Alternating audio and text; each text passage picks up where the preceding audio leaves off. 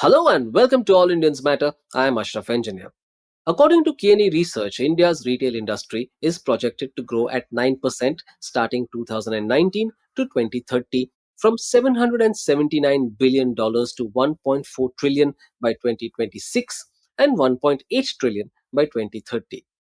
The retail landscape is experiencing a paradigm shift fueled by COVID 19 in part, with interesting trends like premiumization, the move towards fresh, e commerce, and 10-minute deliveries.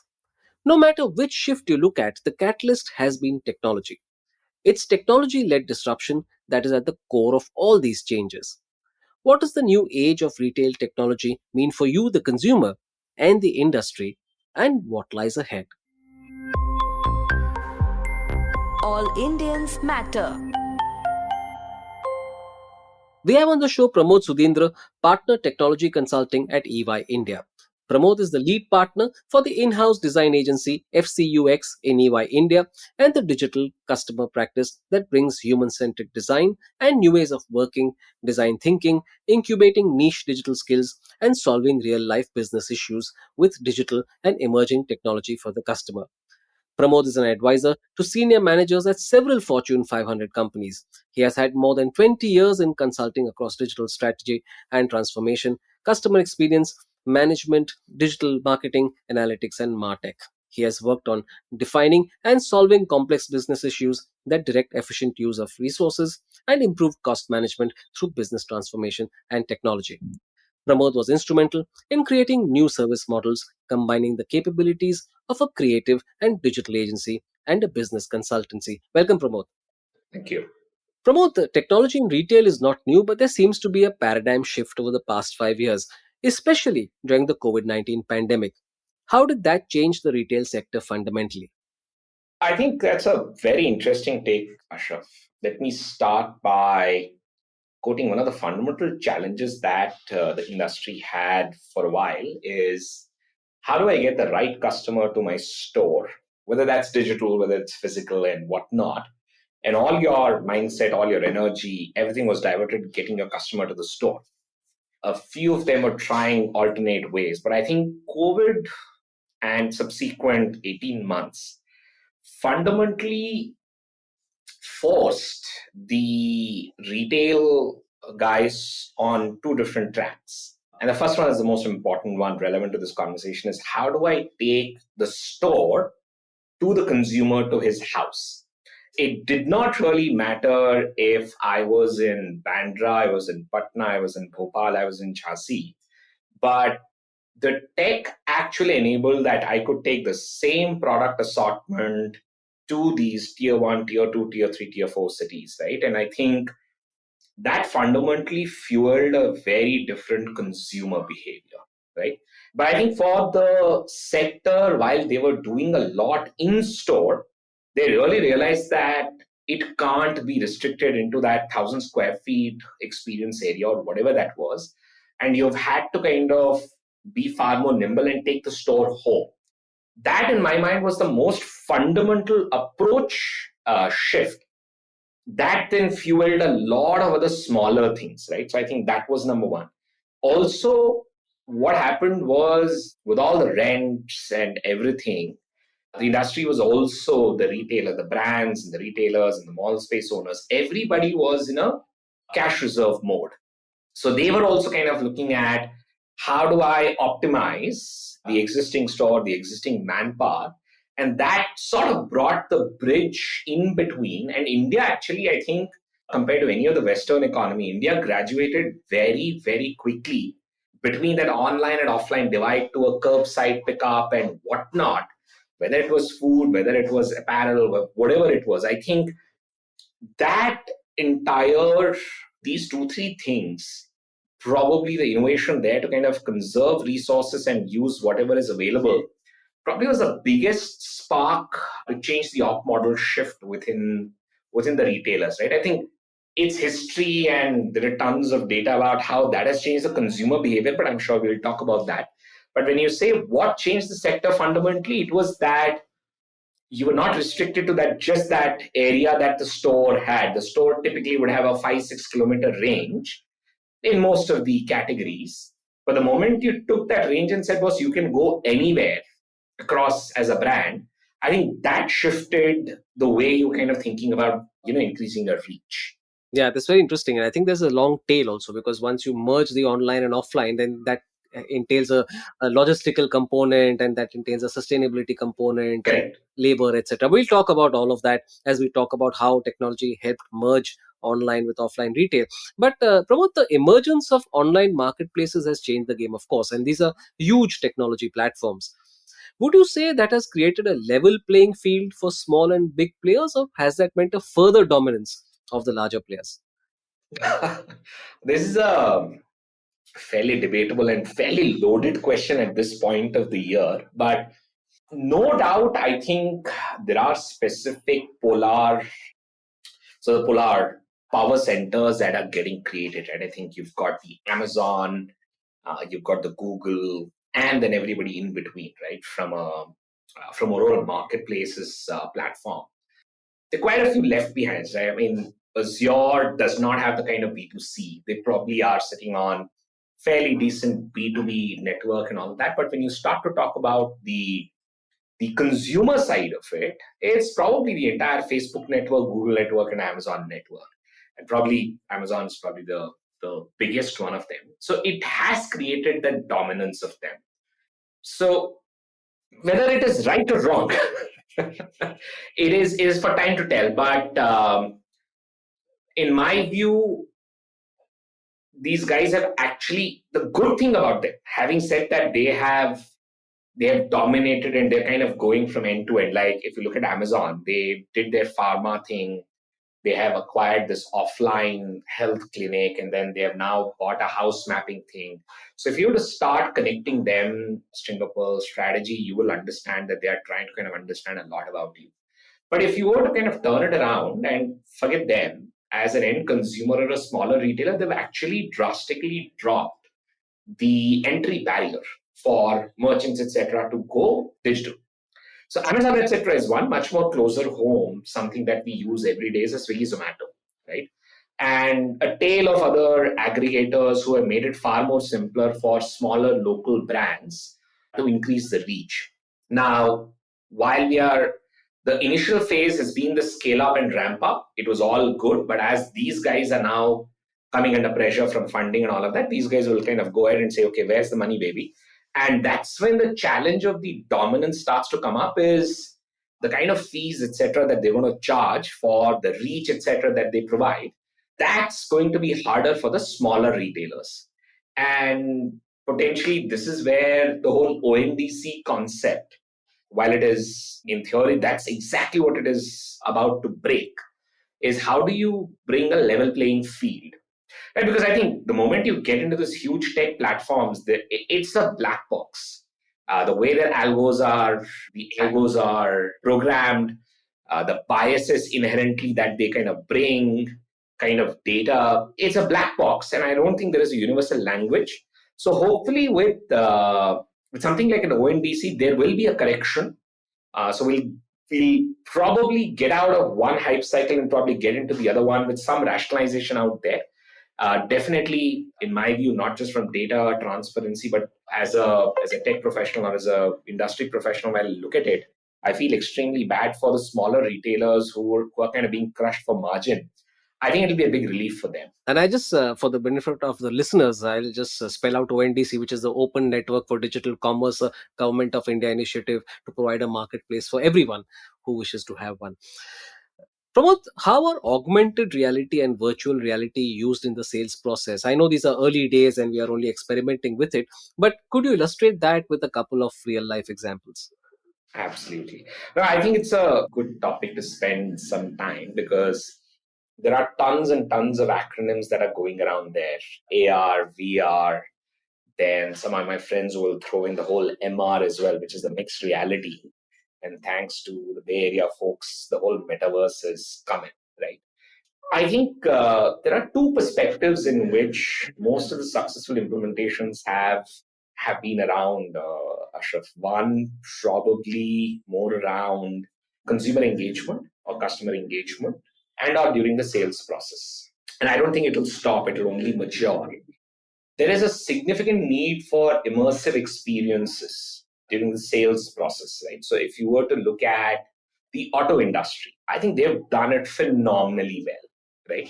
During the sales process, the way one of the German brands would use the AR MR to kind of visualize, or how Fiat had done to kind of show it in your house, a much more closer home than the way Asian Paints and some of the building construction material people have done the entire thing about using the mixed reality of the new property or the way you're modeling your house. Asian Paints is a brilliant way to kind of show you what color the wall, etc., would be on a headset and all of that. So I think interior decoration, building construction material, potentially some of the auto guys, they've used it extremely well in connection. The FMCG retail sector is coming fairly closer to it. I know of a few cases where some of the retail brands are using it from an internal standpoint, not necessarily sales, but from a customer experience standpoint, from gamification, or while you're waiting for your orders or certain things to be served, there is a AR on the table or in the kiosk or something that just kind of starts to give you a good understanding, and then you start to seed your hooks or game points or coins or something. So I think that's been the other one. Real life example, I think if you've been to Bangalore, Decathlon has a brilliant AR example of how you can kind of choose your products and everything. So I think from a gamification standpoint and all of that, I think it's brilliant. Right. I read also that video analytics solutions are being used by retail, and the applications range from counting customer footfalls to creating heat maps to understand performance of aisle and product placements. Could you talk us through that? So on going back to the video analytics, Ashraf, I don't think the tech is as new. I think it's gotten sophisticated over a period of time, right? I remember my first tryst with video analytics was, I think, year 2014 at a UK high-tech manufacturer, and we were working with as a camera company, and we were working with the retailers to analyze the facial expression, the amount of time people were spending in front of my aisle and my product and how they were doing. So I don't think it's fair to say that the video analytics or that entire stream of tech is new. But having said that, I think in the last 18 months, it's progressively grown to the extent, all the use cases you said, counting customer when they exit, people count, tracking people, what's the right journey, at what point are people going back, aisle management, product placement, all of that is brilliant. But I think where it will evolve is the whole moving away from people on the product itself, which is on the shelf, and doing some cool stuff around that. So a lot of the cashierless or touchless stores, the likes of Amazon Fresh, you will see a lot of the video analytics or video AI, visual analytics, visual AI, call it whatever, that will power the next gen of your shopping experiences in-house, right? A lot of them will be enabled in smaller format stores also, and not necessarily only the large format stores, because the cost of this tech is also coming down thanks to the cost of cloud computing. And unfortunately, you don't see that much of this tech because of the supply chain shortage around chips. But I think those chips are getting significantly accessible now. And if you've got, your entry level RFID enabled tags or a kiosk or a, thing to scan entry and stuff like that, you can mark people and you can kind of tailgate them, the entire thing. So I think it's a very important piece of tech, and I'm fairly bullish on that. It's only a matter of time that one of the large Indian brands is going to put up a contactless and a cashierless store, or at least a few aisles of something that's enabled by this tech. It's just about the corner in my mind. Yeah, and we're also seeing a lot of artificial intelligence being used for, say, chatbots. What are the most common applications of AI in the retail context? So I think I'll answer slightly differently, Ashraf, if that's all right with you. See, AI will manifest itself in multiple forms in the entire industry, right? So if you were to just kind of the example you gave of chatbot was, as I would call it, the front office or front of the business or customer facing business. I think there are tons of implications around AI out there. If you were to flip the equation and if you were to kind of think about what I can do with AI within the organization, I think there are tons of usage. So it's about using the drawstrings or the core fabric of tech and embedding it in any process, right? So chatbot is one of the most fundamental thing, but how do you get the chatbot to learn on itself, learn in a local dialect, tell me where my product is, go a step ahead and tell when I will get the product, and trying to kind of create a workflow of most anticipated questions from a customer service standpoint, right? So customer service will be one manifestation of the AI tech. Now, you can actually very simply extrapolate that on what should be the whole product synergy on this, placement synergy on this. How should I then kind of apply AI in some of my maintenance routines? In fact, it's a fairly established fact now that fashion industry is one of the largest consumers of AI in terms of designing the print, stripes, and the fabric density within the retail basis where it is. And that has shrunk the new design patterns for fabric makers. So I think that's how AI is going to manifest significantly on multiple of these operations, right? I mean, with tons of sensors or data getting generated from multiple different things on the maintenance side, the fairly used, quote unquote, abused term of digital twin is a brilliant way of how you predict the break times and eventually when I need to kind of do it. Because for any retail ops, it's about the weakest link. So whether your supply chain will break, whether your production side will break, or your plant or your central kitchen will break, I think just matter of question. So elementary AI will solve a lot of your low hanging fruits. As you start getting into a little more advanced AI, using whether it's NLP or anything, which is thanks to Google, Amazon, I think becoming far more consumer centric, you will be able to solve a lot of it. A not so common use case that you would discover within retail is within the retail industry, the kind of people, it's a very people intensive business. Whether you're at a retail store, whether you're at a multi brand store, the kind of people you're hiring and people are, they're leaving you and stuff like that.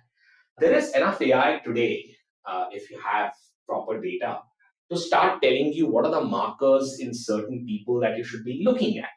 What are the markers you should be avoiding, right? So I think it helps you streamline your people side as well, right? Which goes back fundamentally, where I'm kind of going back is AI will manifest across the enterprise. All that you need to do is you need to find the right champion for it within a specific function, etc., and use the tech to achieve some of these outcomes. Long-winded answer to potentially a simple question. Started with a chatbot, but I just wanted to emphasize to your listeners that chatbot has become commodity now, right? I think there are dime a dozen people, but the next time you're actually wearing a new print, which wasn't there 3 weeks back on the shelf, that probably could have been created by an AI bot. I think last 48 hours I read that the AI drawn picture has sold for a massive number, and I think some of the artist unions have gone ahead and filed a suit against them. So I think it is going to manifest. We just will have to see how best we put it for the best use of the product. The list is long. The list is long. The tech is becoming accessible.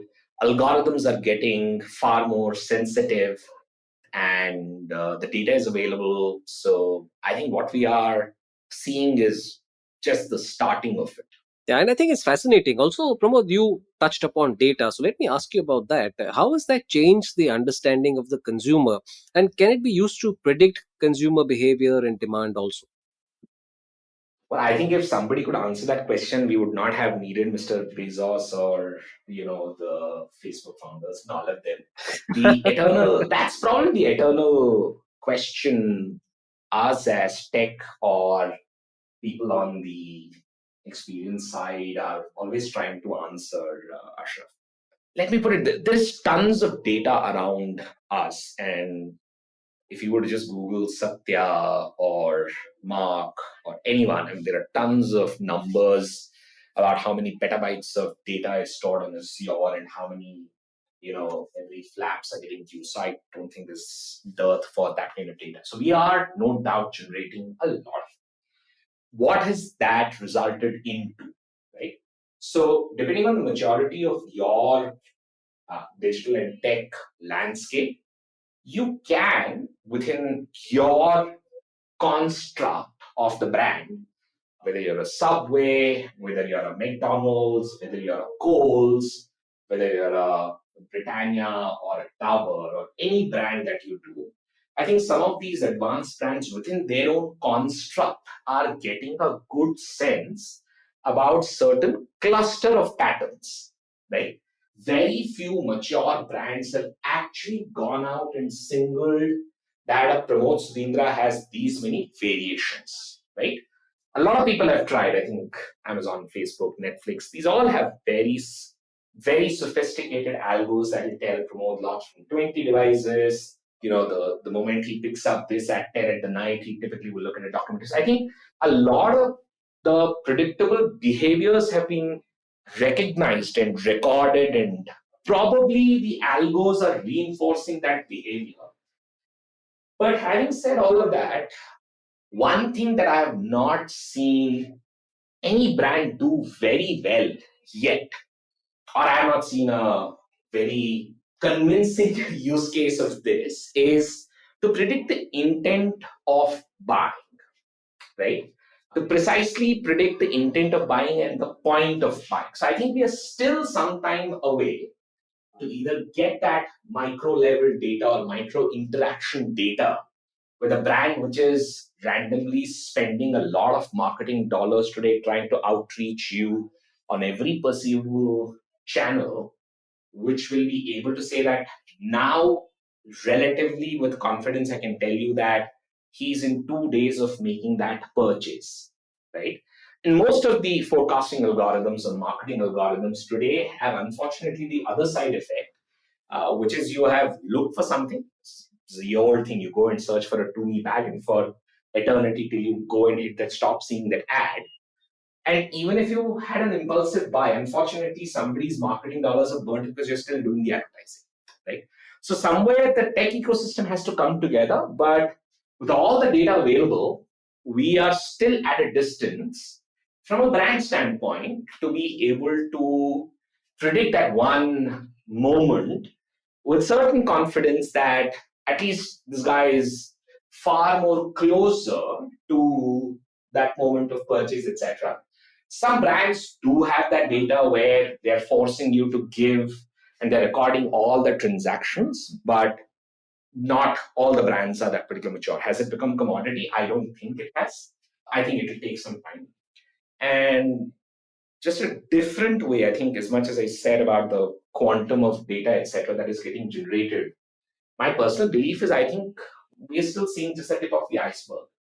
5-7 years down the line, I think the kind of data that we will generate with all the Alexas and the WhatsApps and the Googles listening to, for all you know, Siri and Google are right now listening to what you and I are having a conversation about, that'll actually start to tell where and how these conversations are going to be used by a tech piece to actually positively reinforce a buying pattern or a buying transaction or buying behavior. So right now, so from the front end, let's step into the back end. Now, what about its application in supply chains, from purchasing to inventory to everything else? How is that being transformed? Oh, I think it's gotten extremely embedded. AI and use of data, and as some of our practitioner colleagues will tell us, the control towers and supply chain and inventory and all of that. I think everything, right from whether it is new product launch, a new product development, more so supply chain visibility, inventory control, and stuff. I think AI is actually fairly well embedded there. There are tons of packages, platforms, tools, etc. out there that's helping you plan for your inventory at multiple different locations from an e-com standpoint, and or for a brand which is trying to be digital first, etc. This is last 2 3 months of historical sales pattern, dispatch pattern, cycle time, stat of your delivery partner, and all of that. How much inventory should you do? Which location should you have it? Which order to split at runtime? If you are controlling the entire fulfillment at runtime to determine how many parts should I break an order into so that I can deliver it within a specified time, right? Because most of the retailers will say, I will measure myself in a 48-hour delivery SLA. So how can I deliver within that 48 hours from which warehouse it is closest to where I'm certain I have inventory? And guess what? I can't bleed on that delivery, right? Because the longest and the most expensive piece in most of these online delivery or the e-com transactions is the last mile delivery. So I think right from visibility, planning, what kind of assortment, where to keep it, when to replenish it, how many times, packet size, I think I have seen far more mature use cases of AI being proven out in the back end of the operation. Something simple as I've seen a retailer who has reduced his logistics cost in higher single digits simply by doing a better planning of his trucking partner, right? Otherwise, it was more driven by a calendar, not driven by the loads and all of that. So we had worked with this. It's there in the open. I can't tell the brand name, but these are the kind of things. It's direct impact on your bottom line and ensuring that for in certain categories where there is a time, the shelf life of the product is fragile, whether it is dairy, whether it is food, anything. How do you ensure that it's first and first? So a lot of that entire thing, I have seen significant impact of AI in making the operations team's life far more simple. I think that's significant, Pramod. And in keeping with merchants, from their point of view, we know that pricing is a major issue. How does technology help merchants price right? Data, data, data. So the more you know about your own product, the more you are able to have the flexibility of the pricing bands known and having a reliable platform. End of the day, it just boils down to a couple of things, right? I mean, having a good big data package. Just think of a Target or a Walmart or closer to home, a Big Bazaar or somebody who's got aisles and aisles of product which they would have brought at a certain time, and on a Friday they would want to price it differently than on a Sunday morning, especially the last Friday or the first Sunday of the month, right? And they would want to kind of incentivize people based on their behavior first time, and there are multiple different things to that. But I think it's about having that entire the big data backbone. I have known some of these bigger brands, especially the larger chains in the US, who have started to ingest some of the macroeconomic data, some of the local economical data, and much closer in the digital world, not just the physical world, a lot of your browsing behavior, right?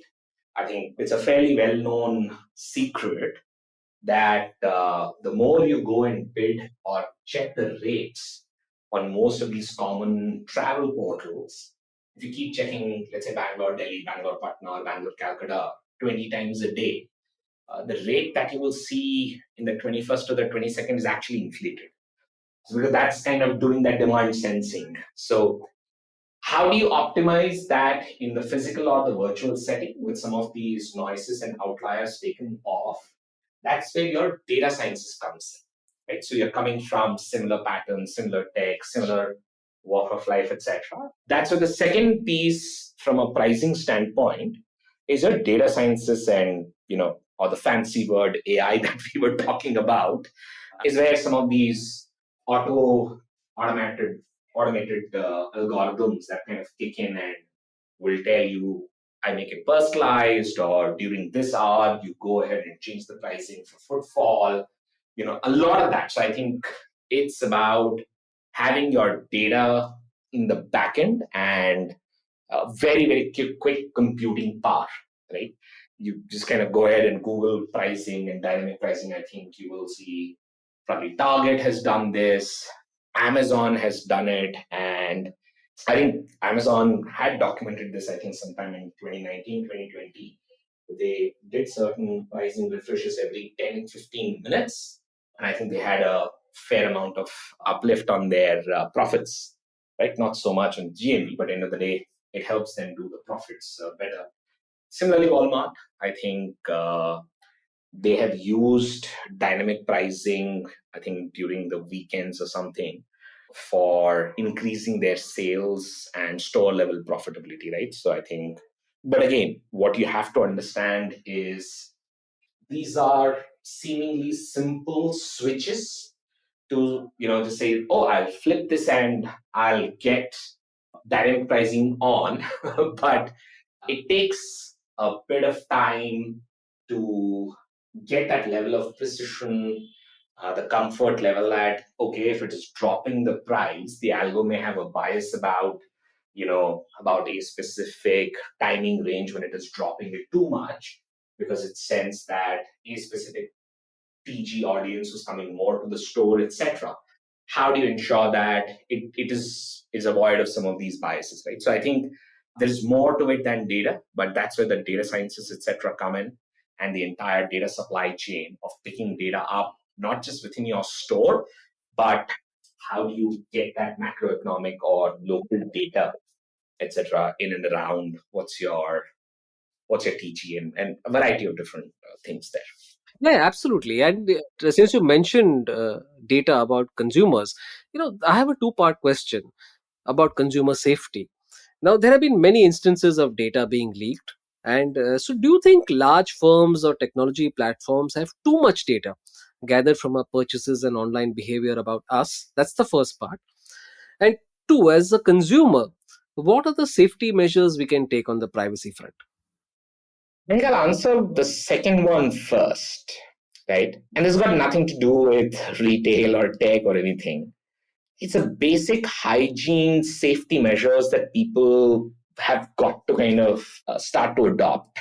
A lot of my friends and family, I've seen them leaving their browsers, etc., logged in, saying this is on just on my phone, etc., and you don't know what will happen. So I think being a little more cautious about that. Which apps you're kind of getting on your phone or your devices? Where are you switching to a definite Wi-Fi? These are typical places where some of these malicious things, and I'm not even getting into the content side of it. There's a whole book that you can write on that. But not clicking on spam, etc., which says, what, you'll get money, etc., or this is Walmart job offering. And so I think there is a end customer awareness that, and I recently saw a Google ad campaign, which actually caught my eye. It's a brilliantly done ad campaign, which is increasing awareness about the user safety. And I think that, and making sure a little bit of awareness about what kind of passwords, etc., you do, I think those are probably the hygiene in my mind. If you were to go with a designer's mindset and trying to make it idiot proof, some of the tech related stuff about doing encryption, securing the traffic, anonymization of data, making sure that you're running proper cyber exercises to ensure that you're not getting hacked. And I think that whole rigmarole about ensuring you as a professional, whether you are in the e-com or retail tech space, or you're a cybersec guy, I think increasing that awareness in the ecosystem is equally important, right? So ensuring that you run certain mock hacks to ensure that you are ready to respond in case of a hack, etc. Right? So I think that is a second part to it. The third part, yes, I think there is a lot of data out everywhere, and it's only increasing. Right? I don't think that data will decrease. So more and more certain brands are getting extremely conscious about how they're storing the data. They're not leaving the data in unsecure places. But till the time there are humans involved in some of these processes, there will be some slip, right? I mean, end of the day, nobody intentionally leaves unlocked file there. It was left there because of some other point. But as a brand, if you're collecting PII, I think I would strongly advise on ensuring that you are running very frequent cyber sec exercises to check there are no leakages, there's no front end injection, slots left, there are no ports open, and making sure that you do not treat this. Unfortunately, a lot of the brands, they think of this as a checkbox activity, and they think that, oh, I certified this entire thing at, when I was launching, which was, let's say, a year, and I never refreshed it, right? So I think making that investment into your front end security is extremely critical. I think there is awareness. Google is kind of scanning it. It'll have to kind of get down to some of the central controlling stakes, like some of the app stores, and them trying to kind of filter that out. But again, I don't think they alone can do it. When we are doing the apps that we do, it is completely upon us as to how we manage that data with sensitivity, and ensuring that there are enough checks and balances. So it only has to be an incremental approach to it. I don't think there is a silver bullet that will answer. Let's talk about the other issue that generated a lot of controversy and continues to do so, is the impact on small retailers of big retail.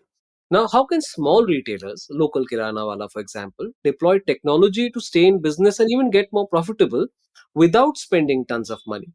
This one is a hard one. Okay. I will say this has already happened. I order my medicine via WhatsApp through the nearby medical store, and I pay him through a WhatsApp, or he sends me a QR code and I just pay him, right? So I think these guys are all digital dukans already, at least in the vicinity that I am in. And I've seen this marked transition to digital payments, etc., that has happened in the last year or so, actually last 36 months. The digital dukans will actually overtake. Now, all the jokes aside, I honestly feel the WhatsApp commerce, the way it's evolving, is going to fundamentally become their digital storefront, right? So I think you will be able to do it. And that's where the platform is also going, because they will have multiple different things. Now, you've got to look at it from two different ways, right? I think a single individual kirana wala or a kirana store, or even the smaller mom and pop store, which have got 10, 12 things in the city, they will not be able to afford a full-fledged ecosystem effect, right? You are looking at a bigger network effect of somebody like a Geo Network. There's another startup which tried kind of getting a lot of the fresh vegetable aggregates. That the name is skipping my head. But I think that network effect is, definitely you can delay it, but you cannot get them out of the current scenario where, because I think it's a very good proposition for a large ecosystem like an Amazon or a Reliance, where not only you are taking me digital, you are giving me new customers within that vicinity who probably I don't service today. And also, in certain cases, given the footprint and pattern I have, I am not really in touch with what are the new product categories, etc. Maybe I'm a kirana wala store and I've got, let's say, about 700, 800 SKUs. But here comes a network that's giving me a SKU of, say, 20,000 items. So there is this semi-premium or a premium biscuits that I typically will not hold in stock because of the cost. But somebody orders that, and your bigger network in the back senses that there is a requirement, and then you have a hyper-local fulfillment center. That's one. And also the reverse case is true. Somebody else needs an order. No, your primary guy does not have fulfillment. And that whole order orchestration, because you are now becoming one node of the fulfillment network. So I think the value proposition is immense. I don't doubt it.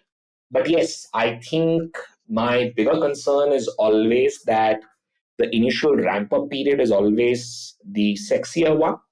But once the power of consolidation happens, and the power then unfortunately starts to lean more on towards the aggregator, then is when the smaller guys starts to get squeezed out. And I think we'll have to see how the government steps in and puts certain rules around there around pricing, etc. So there's somebody to look out. But I think WhatsApp and social commerce will become that de facto digital dukaan, and then over a period of time, hopefully, in a structured manner, a network comes in which will digitize these kirana walas.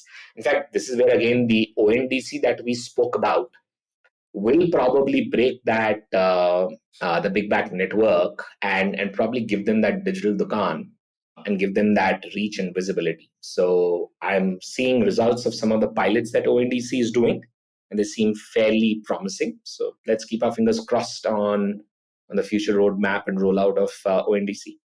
So, Pramod, in terms of the Indian consumer now, can you kind of help us decode what comes next? I mean, does that mean that the consumer will get even more choice? Does it mean better pricing? What do you think the future holds? So the consumer is going to get spoiled for choices for sure. So let me probably in a specific, not in specific ordering, but just as they're kind of springing in my mind. I think the whole cashierless shopping, right?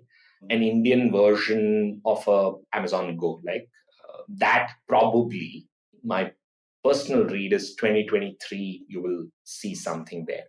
Next, which probably should happen this festive season or late this year, is far more prominent experiential retailing, right?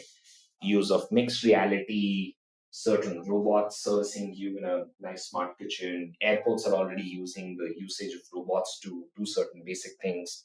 So the whole experiential retailing probably will be the other one in my mind. New fulfillment models, right? This whole 10-minute delivery and the way it has sort of created that whole new fulfillment model will actually evolve. What we are seeing is not the target state, but I think there is more to come in that space. And probably the other one that I would say is the whole ecosystem shopping. The only kind of super app that we know today is Amazon, which also is not there yet, but I think the closest to a super app that you will get to is there. But I think if you look at the Indian ecosystem, and I personally believe India will lead the charter on the super app story outside of China, with likes of Tata New and whatever Adani is going to launch, and then some other Indian conglomerate will launch, and I think that will be there. And I think social and omnichannel commerce, everywhere commerce. I think, as I kind of keep calling it, as everywhere commerce. I think that will be there. And if you're asking me to think a little more provocative, I'm sure automated deliveries using drones or something. I don't think we're waiting until 2030 for some of that. I think it'll be far more sooner. So you're definitely going to be spoiled for choices, better pricing visibility. You will have far more better financing options actually if you're in some of the tier one cities. Slice and what are these 1/3 pay cards from what we call the brands. The way they are kind of doing lines between retail and fintech are blurring. So I think you will have a lot of those options that are consumers are going to get spoiled. Yeah, including buy now, pay later. I know what you're talking about. So, Pramod, tell us about your work. My work is all about ensuring that consumers find what they want around the time that they want and the right brand that they want.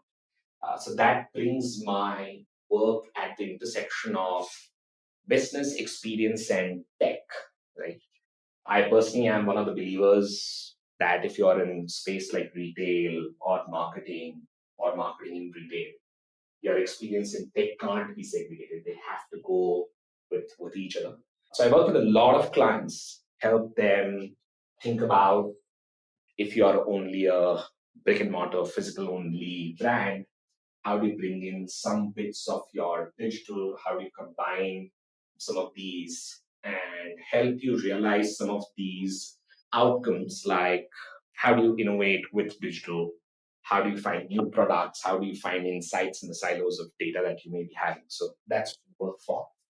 And some of these newer challenges help me wake up every day and go solve a new client problem. So here's a question I ask all my guests at the end of the show. Why do you do this work?